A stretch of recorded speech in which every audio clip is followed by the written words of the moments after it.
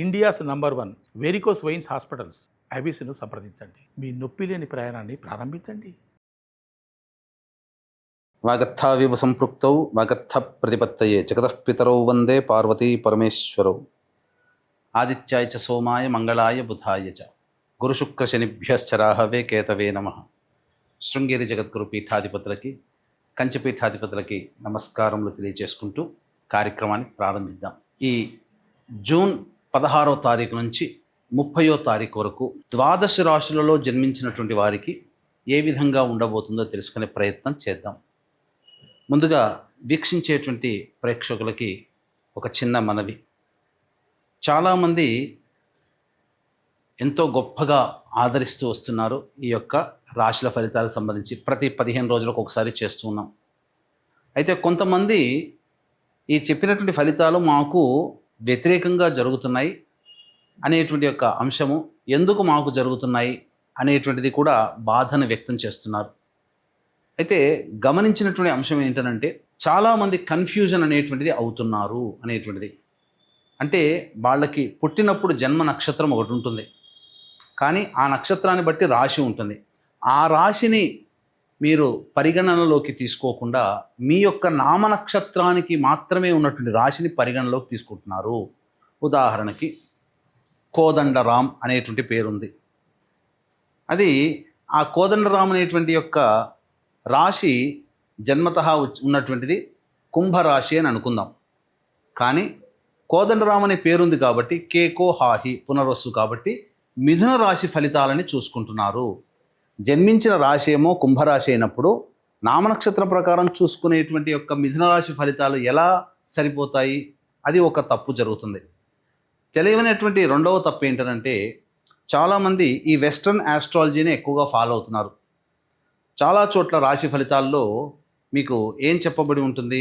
ఉదాహరణకి జూలై 24 నుంచి ఆగస్టు 23 వరకు సింహరాశి అని చెప్పబడి ఉంటుంది. అంటే ఆ మధ్యలో పుట్టినటువంటి వాళ్ళందరూ కూడా సింహరాశి చూసుకోవాలి అని చెప్పి ఆ జొడాయిక్ సైన్ ప్రకారం వాళ్ళు, అదంటే సన్ జొడాయిక్ సైన్ ప్రకారం. మనది రాశి అనేటువంటిది చంద్రుని బట్టి ఉంటుంది. అది మీరు రవిని బట్టి ఉండేటువంటి, రవి ఆ సమయంలో సింహరాశిలో ఉంటాడు కాబట్టి అది రవిని బేస్ చేసుకొని చెప్పేటువంటిది. ఇక్కడ మనం చెప్పుకునేటువంటిది చంద్రుని బేస్ చేసుకునేటువంటిది కాబట్టి మీ యొక్క జన్మ నక్షత్రం ఏదైతే ఉంటుందో ఆ రాశి చూసుకోవాలి. ఆ ఒక నెలలో పుట్టిన వాళ్ళందరూ కూడా సింహరాశి అని అంటే అది అవాస్తవం కదా.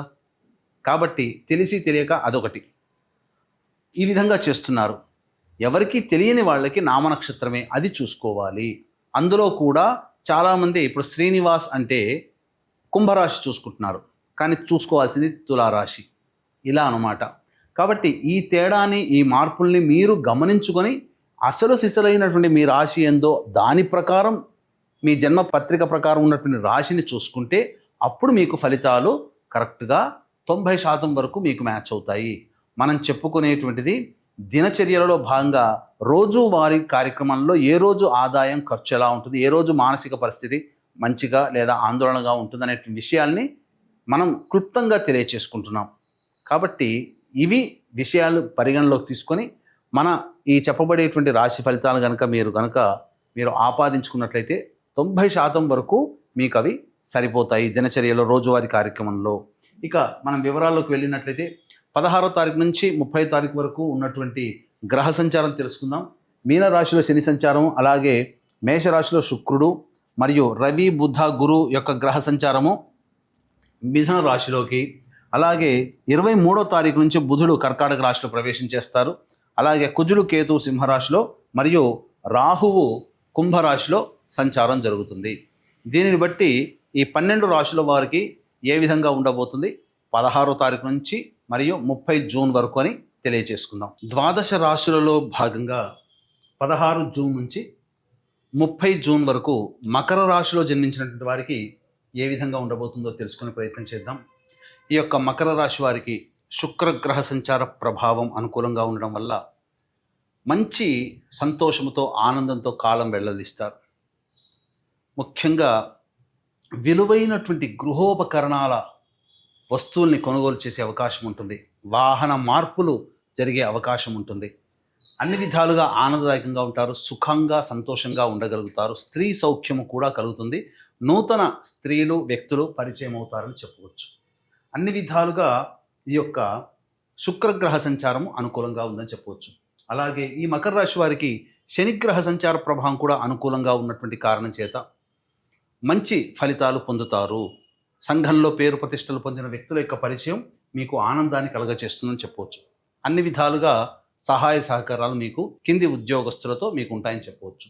రాహుగ్రహ సంచారం కూడా మీకు అనుకూలంగా ఉన్నటువంటి కారణం ప్రధానంగా మీరు ఊహించిన దానికంటే ఎక్కువగా ధన రాబడి కానీ లేకపోతే నూతన కార్యాచరణ అనేటువంటిది చేయాలనే సంకల్పం కానీ కలుగుతుంది. చక్కగా మీ యొక్క కుటుంబ సౌఖ్యాన్ని కూడా మీరు కుటుంబాన్ని మీకు తగ్గట్టుగా తీర్చిదిద్దుకునే అవకాశాలు కూడా మీకు లభిస్తాయని చెప్పవచ్చు. ఇక రవిగ్రహ సంచార ప్రభావము సంపూర్ణముగా యోగాన్ని కలగజేస్తుంది. అంటే నిరుద్యోగస్తులకి చక్కటి శుభ సమయం అని చెప్పవచ్చు. చక్కగా ఉద్యోగం లభించే అవకాశం ఉంటుంది. మీరు ఇప్పటికే ఉద్యోగస్తులుగా ఉన్నవాళ్ళైతే మీ యొక్క పేరు ప్రతిష్టలు పెరుగుతాయి, హోదా పెరిగే అవకాశం ఉంటుంది, ప్రమోషన్స్ వస్తాయని చెప్పవచ్చు. మీకు ఇష్టమైన చోట బదిలీలు జరిగే అవకాశాలు కూడా గోచరమవుతున్నాయి. అన్ని విధాలుగా యోగదాయకంగా ఉంటుందని చెప్పవచ్చు. అయితే ఈ యొక్క బుధుడు కూడా 23వ తారీఖు వరకు కూడా సంపూర్ణంగా ఉన్నటువంటి కారణం చేత ఎప్పుడో పెట్టినటువంటి పెట్టుబడికి సంబంధించినటువంటి రిటర్న్స్ని మీరు పొందుతారు. అకస్మాత్తుగా మీకు ధనాదాయం కూడా లభించే అవకాశం ఉంటుంది. ప్రభుత్వపరమైనటువంటి కాంట్రాక్ట్లో పనిచేసేటువంటి వాళ్ళకి ప్రభుత్వం నుంచి డబ్బులు బిల్లులు శాంక్షన్ అవుతాయని చెప్పవచ్చు. అయితే 23 నుంచి గురువు అనుకూలంగా లేడు కాబట్టి భాగస్వాములతో మధ్య విభేదాలు కానీ వ్యాపారస్తుల భాగస్వాముల మధ్య పొరపచ్చాలు కానీ వచ్చే అవకాశం ఉంటుంది. కాబట్టి తగ్గి ఉండే ప్రయత్నం చేస్తూ లౌక్యంతో వ్యవహరించండి. ఇక కుజుడు కేతు యొక్క సంచారము అనుకూలంగా లేని కారణం కాబట్టి ముఖ్యంగా ఎక్కువగా విజయాలు వస్తున్నప్పుడు ఎక్కువగా కష్టపడడం, తద్వారా మీ యొక్క శారీరక సౌఖ్యాన్ని చూసుకోలేకపోవడం, తత్కారణం చేత అనారోగ్య సమస్యలు వచ్చే అవకాశం ఉంటుంది. తాపముతో అనగా హీట్తో బాధపడే అవకాశాలు ఎక్కువగా ఉంటాయి. జాగ్రత్తలు పాటించండి. కింద పడే అవకాశాలు, దెబ్బలు తగిలే అవకాశం గోచరమవుతుంది కాబట్టి జాగ్రత్తలు పాటించండి. ఇక గురువు అనుకూలంగా లేడు, గుర్తుపెట్టుకోండి. ఈ కారణం అసలే దైవానుగ్రహాన్ని సూచించే గ్రహము, పనులలో అనుకూలతను సూచించే గ్రహం. ఇప్పుడు చెప్పబడినట్టుగా శని, శుక్రుడు, బుధుడు, రవి, అలాగే ఈ సంబంధించినటువంటి రాహువు ఇవన్నీ కూడా అనుకూలంగా ఉన్నా అన్నీ కూడాను పనులలో విజయాన్ని సూచించి విజయాన్ని తీసుకురావడానికి దోహదపడితే అంతిమంగా ఫలితాన్ని నిర్దేశించేది అదృష్టము లేదా దైవానుగ్రహం. ఇట్టి గురుడే మీకు అనుకూలంగా లేడు కాబట్టి దైవానుగ్రహాన్ని పొందే ప్రయత్నము తరచూ చేస్తూ ఉంటే మీకు తిరుగుండదని విషయం గమనించుకోవాలి. ఈ యొక్క మకర రాశిలో జన్మించినటువంటి వారికి ప్రధానంగా వివాహానికి సంబంధించినటువంటి ప్రయత్నాలు చేయకుండా ఉండడమే మంచిది. మూఢమి కాబట్టి సరిగ్గా మీకు అవకాశము లేదు. ఇక సంతానం సంబంధించినటువంటిది చూసుకున్నట్లయితే ప్రధానంగా ఈ యొక్క సంతానము అనేటువంటి ప్రయత్నం కూడా ఈ మూఢమిలో చేయకుండా ఉండడమే మేలని గమనించుకోవాలి. ఆల్రెడీ గర్భవతులు అయినప్పుడు జాగ్రత్తలు పాటించండి. ముఖ్యంగా ఇప్పుడు మెడికేషన్ లేదా వైద్యుల సలహాలు సూచనలు తప్పనిసరి గర్భవతులకి అని చెప్పవచ్చు. ఇక విద్యార్థులకైతే మంచి సమయం కోసం వేచి చూడండి. అంటే ప్రధానంగా ఉన్నత విద్య కోసం చేసే వాళ్ళకైతే సమయం కోసం వేచి చూడండి. ప్రాథమిక విద్య డిగ్రీ లెవెల్ వరకు ఉన్న వాళ్ళకైతే సంపూర్ణంగా అనుకూలమైన వాతావరణం ఉంటుందని చెప్పవచ్చు. ఈ యొక్క రాశిలో జన్మించినటువంటి మహిళలకి చక్కటి గౌరవ మర్యాదలు పెరుగుతాయి. ఇంట్లోని వాళ్ళందరూ కూడా ఎంతో ప్రేమ ఆప్యాయతతో మెలుగుతారు. ఇప్పటి వరకు కించపరిచినటువంటి వాళ్ళు మిమ్మల్ని ప్రేమగా చూస్తారు. సంఘంలో పేరు ప్రతిష్టలు పెరుగుతాయి. కాబట్టి అన్ని విధాలుగా యోగదాయకంగా ఉంటుంది. కాకపోతే ఆరోగ్యం పట్ల శ్రద్ధ వహించాలి. మెడ సంబంధించినటువంటి నరాలు, మెడ సంబంధముగా ఆ యొక్క సర్వికల్ ప్రాబ్లమ్స్ కానీ వచ్చే అవకాశం ఉంటుంది. కాబట్టి జాగ్రత్తలు పాటించండి. 23వ తారీఖు తర్వాత శిరోబాధలు పెరుగుతాయి. ఆరోగ్యం పట్ల శ్రద్ధ వహించండి. ఇక డబ్బులు అనేటువంటి విషయంలో ఏమాత్రం కూడా లోటు అనేటువంటిది ఉండదు. ఈ యొక్క రాశిలో జన్మించినటువంటి మహిళలకి ఆనందంగా ఉంటుంది. అన్ని విధాలుగా చక్కగా మంచి స్థితిలో ఉంటారని చెప్పవచ్చు. ఇక 16 నుంచి 30వ తారీఖు వరకు దినచర్యలలో రోజువారీగా ఏ విధంగా ఉండబోతుందో తెలుసుకునే ముందు వీక్షించేటువంటి ప్రేక్షకులకి గమనిక. ఈ యొక్క జూన్ 21వ తారీఖు రోజున అశ్విని నక్షత్రంతో కూడుకున్నటువంటి ఏకాదశి తిథి. ఇంతటి మహత్తరమైనటువంటి పుణ్యతిథి రోజున మీ జాతకరీత్యా కలుగు విద్య, వివాహ, ఉద్యోగ, దాంపత్య, అనారోగ్య సమస్యల నివారణకి మరియు మేష, మిథున, కర్కాటక, సింహ, కన్య, వృశ్చిక, ధనుస్సు, కుంభ, మీన రాశిలో జన్మించినటువంటి వారికి శనిదోష పరిహారార్థమై మరియు సంపూర్ణ నవగ్రహాల యొక్క అనుగ్రహం కలగాలనే ఉద్దేశంతో సంపూర్ణ నవగ్రహ శాంతి అనేటువంటిది మీ గోత్రనామాదులతో జరిపించి శక్తిపాతము చేయబడినటువంటి శంకరుంగలి మాలని మీకు అందివ్వడం జరుగుతుంది.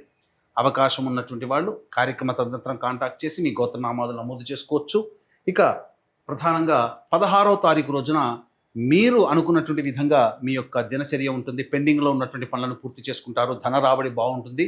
చక్కగా విందులు వినోదాల్లో స్నేహితులతో పాల్గొంటారని చెప్పవచ్చు. 17, 18 తారీఖుల్లో కుటుంబముతో విభేదాలు, కుటుంబ సమస్యలు, వాగ్వివాదాలు పెరుగుతాయి. ధనం కూడా ఖర్చు అధికంగా ఉంటుంది. మనస్సు ప్రశాంతంగా ఉండదని చెప్పవచ్చు. ఇక 19, 20వ తారీఖులో చూసుకుంటే ఇతరుల యొక్క సహాయ సహకారాలతో మీ పనులని పూర్తి చేసుకుంటారు. సోదర సోదరుని మధ్య ఉన్నటువంటి పొరపచ్చాలు తొలగిపోతాయి. మిత్రులు మీకు అనుకూలంగా మారుతారు. శత్రువులు అనుకూలంగా అవుతారు. ధనాదాయం కూడా చాలా చక్కగా ఉంటుంది. రాని బాకీలు వసూలు అవుతాయి. విందులు వినోదాలు సంతోషంగా ఉంటారని చెప్పవచ్చు. ఇక 21, 22వ తారీఖుల్లో ప్రధానంగా స్త్రీ సౌఖ్యం ఉన్నప్పటికీ వాహనాన్ని నడిపేటప్పుడు జాగ్రత్తలు పాటించండి. తల్లిగారి ఆరోగ్యం పట్ల శ్రద్ధ వహించాలి. గృహ మరమ్మతులకి, వాహన మరమ్మతులకి ఖర్చులు అధికంగా ఉంటాయని చెప్పవచ్చు. సంతోషంగా ఉండలేరు. 23, 24వ తారీఖుల్లో సంతానం మూలకంగా ఖర్చులు పెరుగుతాయి. అలాగే మనస్సు ఎటువంటి పని చేయడానికి ఆసక్తిగా ఉండదు. వృధా కాలయాపన జరుగుతుంది. మీ ఆరోగ్యం పట్ల శ్రద్ధ వహించాలి. 25, 26, 27, 28, 29 ఈ 5 రోజులలో మీరు ఊహించిన దానికంటే ఎక్కువగా ధన సముపార్జన ఉంటుంది. ప్రమోషన్స్ లభించే అవకాశము, ఉద్యోగ సంబంధముగా మంచి వార్త వింటారు. లక్ష్మీ ప్రవాహం ఉంటుంది. అలాగే బదిలీలు లేదా ప్రమోషన్స్ జరగడానికి అనుకూలమైనటువంటి రోజుగా చెప్పవచ్చు. అన్ని విధాలుగా ఖర్చులకు మించినటువంటి ఆదాయం లభించడం, విందులు వినోదాల్లో సంతోషంగా ఉండడం అన్నీ కూడా ఆనందంగా గడుపుతారని చెప్పవచ్చు. 30వ తారీఖు రోజున మాత్రం మీ ఆరోగ్యం పట్ల శ్రద్ధ వహించాలి. ముఖ్యంగా ఖర్చులు అధికంగా ఉంటాయి. మనస్సు ప్రశాంతంగా ఉండదు. ఏదో ఒక సమస్య మిమ్మల్ని బాధ పెడుతుందని చెప్పవచ్చు. ఏతావాత చెప్పొచ్చు ఏమిటంటే ఈ యొక్క మకర రాశిలో జన్మించినటువంటి వారు సమస్యల పరిష్కారం కోసం, దైనందిన జీవితంలో వచ్చే సమస్యల పరిష్కారం కోసం ప్రతిరోజు కాలభైరవాష్టకము, దత్తాష్టకము రోజుకి 3 సార్లు పఠించండి. ఇప్పుడు చెప్పినటువంటి సమస్యల కంటే ఇంకా ఎక్కువగా మీరు సమస్యలు ఎదుర్కొన్నట్లయితే దగ్గరలోని మంచి ఉపాసనా పరులైనటువంటి జ్యోతిష్యులను సంప్రదించి వారి సలహాలు, సూచనలు కనుక పాటించినట్లయితే మరింత మెరుగైనటువంటి జీవితాన్ని పొందుతారని తెలియజేస్తూ సర్వం శ్రీ ఉమామహేశ్వర పరబ్రహ్మార్పణమస్తు.